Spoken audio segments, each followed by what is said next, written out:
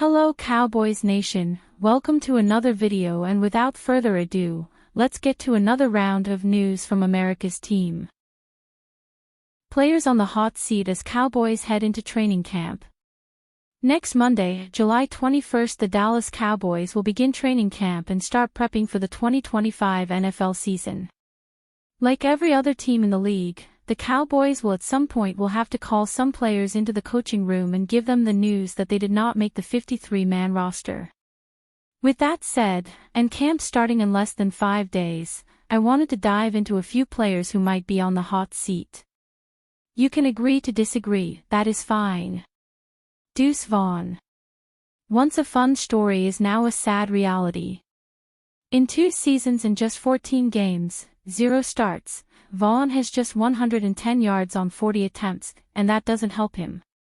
Last year, as a rookie, it was his best chance to earn some reps, and Rico Dowdle took over the starting job in the middle of the season, but Vaughn had plenty of chances leading up to that, and now the backfield might be a touch better if we are being honest.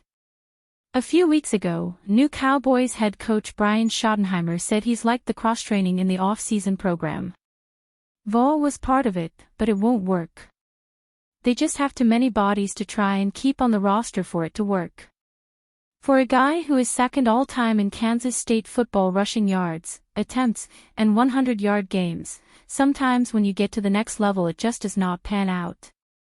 Donovan Wilson. I mean, we have to possibly think about this, right?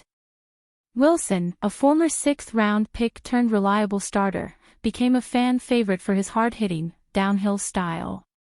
But his production noticeably slipped in 2024 after defensive coordinator Dan Quinn departed for the Washington Commanders. Under new defensive coordinator Mike Zimmer, Wilson struggled to find the same rhythm, and his once dominant presence in run support and as a box safety diminished. Some young guys are right on his heels, and honestly, it would not shock me if they made a surprising cut, and it was Wilson. Peyton Turner. We can try and push Peyton Turner as much as possible, but I just don't think it is going to work out. He signed a 1-year, $3 million contract with Dallas this summer after 4 years with the New Orleans Saints. He got $2 million guaranteed. Last season was by far his best yet. He appeared in 16 games, logging 21 tackles and 2.0 sacks, with a couple forced fumbles. Yet, does anyone really think he is going to make the final 53? Unless he has a legendary rest of the summer starting on Monday, no chance the Cowboys waste a spot on the roster for him. Brian Schottenheimer ranked second to last in recent head coach rankings. In a recent CBS Sports coaching rankings, the Dallas Cowboys' new headman found himself in a spot that you don't want to be. Brian Schottenheimer will be coaching his first year after taking over for Mike McCarthy, and he is already finding himself being doubted by everyone in the sports world. To be fair, he has no head coaching experience, and although his dad was a great head coach, that does not always mean you will be. Out of all 32 head coaches, CBS Sports ranked Schotty as the second worst heading into this season. Brian Callahan, the current head coach of the Tennessee Titans, was the only coach that was ranked below him. To say his promotion after Mike McCarthy's exit was an anticlimactic surprise would be an understatement, CBS Sports writes. But this is Jerry Jones' show, so it's actually par for the course. We all know he was handpicked by not only the front office, but Dak Prescott and the rest of the offensive guys, who probably did not want to leave an entire new system yet again. Over the summer months, we have seen the players buy into the vibes Schotty has been bringing to the team, but can he coach? That is the biggest question. Yes, it will only be training camp, but let's see how he starts the summer off and how the flow goes. I guess the best thing working in his favor is that he has the chance to flat out prove every single person wrong, including myself. I was beside myself when they made this hire, and I do indeed enjoy the team buying into his good vibes. It just feels different from the Mike McCarthy experience. Yet, at the end of the day, he still has to be able to coach on Sunday, Monday, and Thursday. I think the Cowboys are going to have an above-average offense with CeeDee Lamb and Gurge Pickens. I just hope they can run the ball well enough and the defense can at least bend but don't break.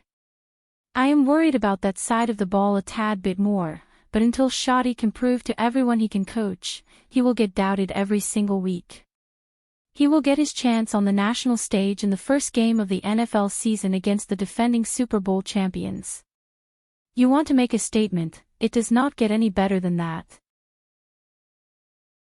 Rumor suggests Cowboys could target Kyren Williams in trade amid RB uncertainty. Despite recent moves to bolster the running back room, the Dallas Cowboys may not be done making adjustments.